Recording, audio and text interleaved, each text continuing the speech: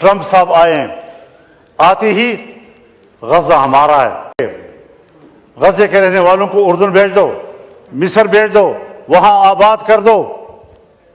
Trump صاحب آپ ہوتے کون ہیں؟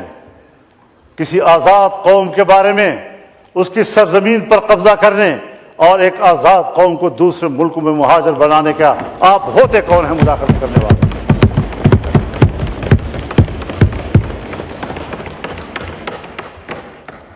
آپ کا کٹھ پتلی 15 مہینے فلسطینیوں کا قتل عام کر کے انسانی جرم کا مرتکب ہوا ہے۔ اگر صرف 2-3 شہروں میں فوجی کارروائی کے نتیجے میں قتل ہونے والوں کے پاداش میں صدام حسین کو لٹکایا جا سکتا ہے تو اس پاداش میں جہاں نیتن یاہو کو سرعام پھانسی ملنی چاہیے تھی، آج امریکہ فلسطینیوں کے خون پر ان کو سپورٹ کر رہا ہے۔ بنیادی بات یہ ہے کہ جنگ عظیم اول کے بعد جب دنیا میں یہودی دربدر ہو گئے اور جرمنوں کے ہاتھوں پٹ گئے تو اس زمانے میں لیگ آف نیشنز، اقوام متحدہ نے قرارداد پاس کی کہ ان دربدر شدہ یہودیوں کو جگہ دینا، ان کو اثر نو بسانا، یہ بین الاقوامی ذمہ داری ہے۔ بین الاقوامی ذمہ داری قرار دے کر صرف فلسطین کی سرزمین کو اس کے لیے کیوں خاص کیا گیا؟ تمام ملکوں سے کہا گیا کہ جہاں جہاں پر کوئی یہودی بستا ہے اپنے ملک میں ان کے لیے جگہ دو۔ کیوں کسی ملک نے ان کو جگہ نہیں دی اور سب کو اکٹھا کر کے فلسطین کی سرزمین میں لایا گیا؟ قرارداد میں کہا گیا ہے کہ کسی شہری کو، کسی یہودی کو جبراً کہیں آباد نہیں کیا جائے گا۔ قرارداد میں کہا گیا ہے کہ کسی سرزمین پر سرزمین والوں سے پوچھے بغیر جبراً ان کو آباد نہیں کیا جا سکتا۔ یہودیوں کو بھی جبراً لا کر آباد کیا گیا، فلسطینیوں سے بھی جبراً زمین لی گئی اور وہاں ان کو آباد کیا گیا۔ قرارداد میں کہا گیا ہے کہ فلسطین اوور پاپولیٹڈ ایریا ہے، یہاں مزید کسی کو آباد کرنے کی گنجائش نہیں ہے۔ اس کے باوجود اوور پاپولیٹڈ ایریا پر ان کو آباد کیا گیا۔ قرارداد میں کہا گیا ہے کہ فلسطین معاشی لحاظ سے انتہائی کمزور ہے، اس پر مزید بوجھ نہ ڈالا جائے۔ اس معاشی لحاظ سے کمزور ترین ملک پر اتنے بڑے یہودی آبادی کا بوجھ لا دیا گیا، اور آج تک یہ صرف بوجھ ہی نہیں بلکہ ان کی پیٹھ میں گھونپا ہوا چھرا ہے، خنجر ہے، جو آج بھی ہمارے جسم کو چھو رہا ہے اور ہمارے جسم سے لہو بہہ رہا ہے۔ تو جناب اسپیکر، ہم کیا دوبارہ نوآبادیات کی طرف جا رہے ہیں؟ مجھے معاف فرمائیے، یہ ہاؤس ہے میرا، میں اس سے بات کرتا ہوں۔ جو کچھ پاکستان کے بارڈرز پہ ہو رہا ہے یہ آج سے نہیں ہو رہا، 40 سال سے ہو رہا ہے، اور اگر 40 سال کا آپ عرصہ نہ گنے تو گزشتہ 20 سال سے ایک ہی علاقے پر جنگ فوکس کی گئی ہے۔ اتنی طویل جنگ ایک ہی علاقے پر فوکس ہونا یہ جغرافیائی تبدیلیوں کی نشاندہی کرتا ہے، اور یہ وہ منطقہ ہے، پہاڑوں کا یہ وہ منطقہ ہے جو عالمی جنگ کا سبب بنا ہے۔ یہاں روس آیا، امریکہ نے پوری قوت استعمال کی دریائے آمو سے پیچھے بھگانے کے لیے۔ یہاں امریکہ آیا، یہاں کی معدنیات پر قبضہ کرنے کے لیے افغانوں نے لڑ کر ان کو نکال دیا۔ آج چائنا کی بھی خواہش ہے کہ میری رسائی افغانستان تک ہو سکے۔ افغانستان اور ہمارے فاٹا کے علاقوں میں اور خیبر پختونخوا کے علاقوں میں 2 قسم کے معدنیات ہیں۔ ایک وہ معدنیات جس کے ساتھ عام لوگوں کی معیشت کا تعلق ہے، گیس، کوئلہ، تیل، چاندی، سونا، کاپر وغیرہ وغیرہ۔ کچھ وہ پتھر بھی ہیں کہ جو خلا میں جانے والے راکٹوں اور میزائلوں میں استعمال ہوتے ہیں، جو 450 کی ہیٹ پر بھی تحلیل نہیں ہوتے۔ اس سے الٹا جائیں تو اتنی ہی سخت سردی میں بھی وہ منجمد نہیں ہوتے. اس کی ضرورت امریکہ کو بھی ہے, اس کی ضرورت چائنا کو بھی ہے, اس کی ضرورت رشیا کو بھی ہے. وہ ان علاقوں تک پہنچنا چاہتے ہیں اور ہمارے ان وسائل پر کہ جن کے ساتھ بڑی قوتوں کے مفادات وابستہ ہیں, جو ان کی میزائلوں میں استعمال ہوں گے, جو ان کے راکٹوں میں استعمال ہوں گے, اور اس کے لیے وہ تگ و دو کر رہے ہیں کہ کس طرح اس علاقے پر اپنا ہاتھ مضبوط کر لیں. کوئی عجب نہیں کہ اگر ٹرمپ غزہ کے بارے میں یہ بات کہہ سکتا ہے تو اس کے ایجنڈے پر یہ بھی ہو کہ قبائلی علاقے پر ہم قبضہ کر لیں, یہاں کا نظام اپنے ہاتھ میں لے لیں, پاکستان کا عمل دخل ہم ختم کر دیں. وہاں ویسے بھی اس کی ریٹ کمزور ہو چکی ہے, اور پھر اس کے بعد وہ یہیں سے ہمارے معدنیات کو بھی لے جائے, افغانستان کو بھی ڈیل کرے, تہران کو بھی ڈیل کرے, انڈیا کو بھی کرے, پاکستان کو بھی کرے اور چائنا کو بھی کرے. یہ جغرافیائی تبدیلیاں, ان کے خطرات میں محسوس کر رہا ہوں. خدا میرے وہم کو جھوٹا ثابت کر, لیکن خدا کے لیے سنو تو صحیح اس بات کو.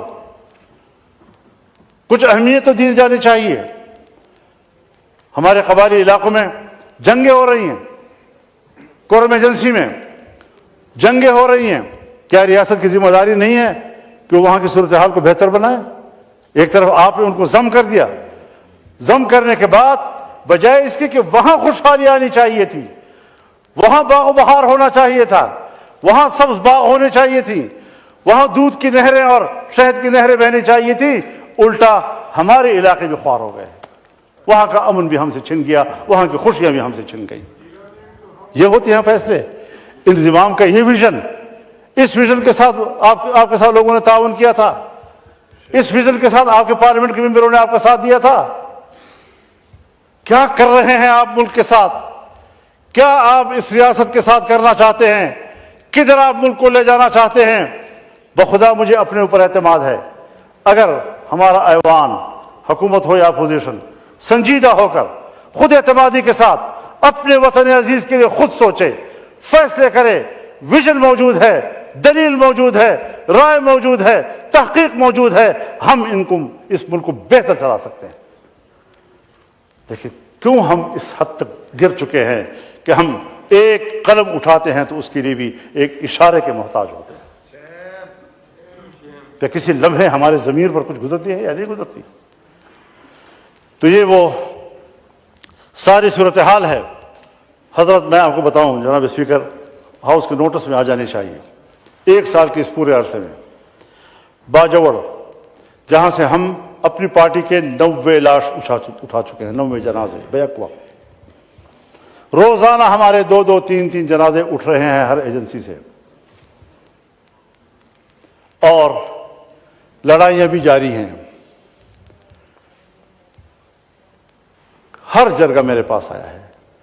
باجوڑ کا جرگہ میرے پاس آیا ہے, محمد کا جرگہ میرے پاس آیا ہے, افریدیوں کا جرگہ میرے پاس آیا ہے, شنواریوں کا جرگہ میرے پاس آیا ہے, اورنگزیب کا جرگہ میرے پاس آیا ہے, کرم کا جرگہ میرے پاس آیا ہے, وزیروں کا جرگہ میرے پاس آیا ہے, داور کا جرگہ میرے پاس آیا ہے, مسعودوں کا جرگہ میرے پاس آیا ہے.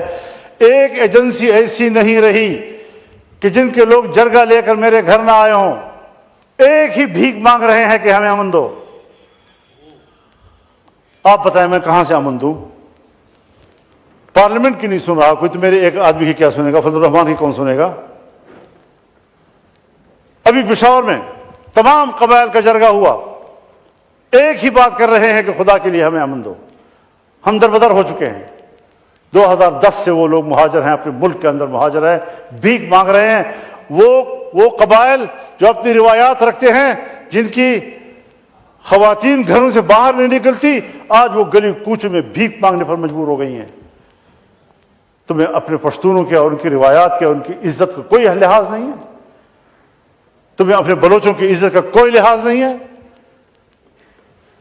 حوالے کرو صحیح لوگوں کے, تاکہ معاملات بہتری کی طرف جانا شروع ہو جائیں.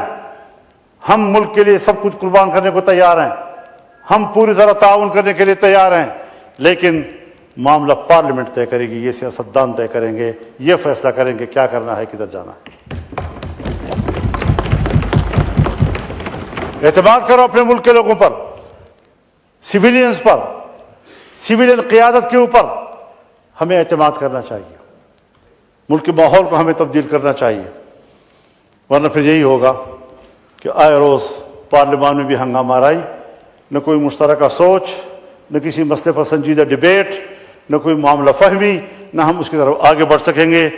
جناب اسپیکر، عذراء کرم، میری گفتگو کو اپنے بوجھ نہ سمجھیے، بلکہ ذرا سنجیدگی سے ان سارے چیزوں کو لیجئے۔ میں درد دل سے باتیں کر رہا ہوں اور آپ کے نوٹس پہ لانا چاہتا ہوں، شاید کہ اتر جائے تیرے دل میں میری بات۔ خدا حافظ۔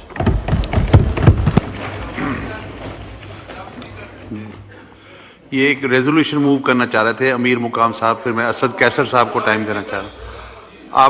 آپ بات کریں گے؟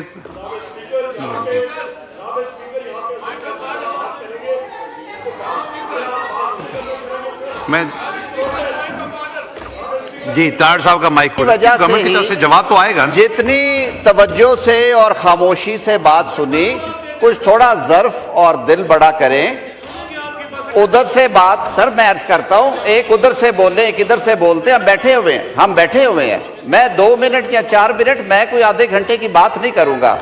میں کچھ وہ وضاحتیں ہیں جو میں ضروری سمجھتا ہوں کرنا، اور میں اپنے دوستوں سے یہ توقع رکھتا ہوں کہ جتنے تحمل سے، جتنے آرام سے انہوں نے آج مولانا کی باتیں سنی ہیں۔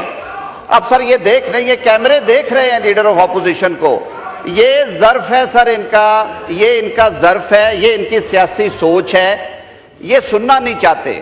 مولانا آپ نے فرمایا کہ ان کے ساتھ بیٹھے، کن کے ساتھ بیٹھے؟ ان کے ساتھ بٹانا چاہتے ہیں جو بچوں کی طرح باری لے کے بھاگ جاتے ہیں کہ دوبارہ بیٹنگ نہ دینا پڑے۔ یہ ان کے رویے، انہوں نے پاکستان سنوارنے پہلے برباد کر کے دے گئے ہیں پاکستان کو۔ آپ نے صحیح کہا کہ معاملے یہاں پہ طے ہونے چاہیے، یہ وہاں پہ طے کرنا چاہتے ہیں۔ یہ پہلے جیل سے بندے لانا چاہتے ہیں، یہ پھر بیٹھیں گے۔ یہ پہلے 60 ارب کی کرپشن کا دھونا چاہتے ہیں، یہ پھر بیٹھیں گے ہمارے ساتھ۔ یہ پہلے اپنی ناجائز اولادوں کے فیصلے کروانا چاہتے ہیں، یہ پھر بیٹھیں گے ہمارے ساتھ۔ یہ پہلے اپنے آپ کو صادق اور امین کہلوانا چاہتے ہیں، یہ پھر بیٹھیں گے پاکستان کے لیے۔ انہیں اپنی ذات سے آگے کوئی چیز نہیں ہے، ان کے لیے سب سے پہلے عمران خان، اس کے بعد کوئی اور چیز ہے۔ اور شرم کرنی چاہیے، کورم کے پیچھے چھپنے پہ بھی آپ کو شرم آنی چاہیے۔ آپ میں یہ حوصلہ اور ظرف نہیں ہے۔